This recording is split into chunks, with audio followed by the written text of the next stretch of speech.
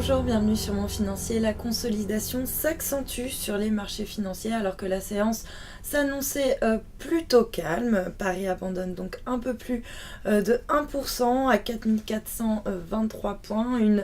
Une baisse des marchés qui s'accélère à l'approche de l'ouverture de Wall Street qui devrait également consolidé dans les premiers échanges après un long week-end férié. Alors les marchés sont plus ou moins victimes d'un regain de prudence alors que les investisseurs en profitent pour prendre une partie de leurs bénéfices avant que ne débute la saison des publications aux États-Unis avec donc Alcoa, le géant de l'aluminium qui va ouvrir le bal des publications trimestrielles. Ça sera demain soir aux États-Unis. Donc un regain de prudence qui plombe un petit peu l'ensemble des valeurs puisqu'on n'a qu'un seul titre qui parvient à se distinguer dans le vert. Il s'agit de Renault qui a donc dévoilé un bond de 18% de ses ventes en Europe au premier semestre. À l'inverse, les cycliques, elles, sont plutôt mal orientées avec par exemple ArcelorMittal en guise de lanterne rouge sur le CAC qui abandonne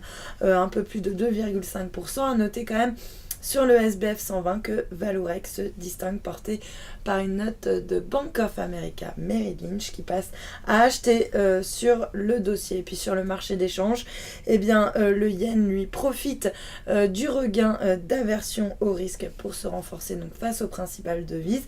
L'euro lui reste parfaitement stable par rapport au dollar. On est toujours autour du seuil des 1,36 $. Il cède par ailleurs 0,25% face au yen. On est autour des 138,50 yens. Puis même tendance du côté du billet vert qui recule par rapport à la devise japonaise, moins 0,2%. On est d'ailleurs repassé sous le seuil des 102 yens à 101,88 précisément. Puis à noter que l'once d'or, elle aussi, redonne un petit peu de terrain puisqu'elle s'échange à 1316 $.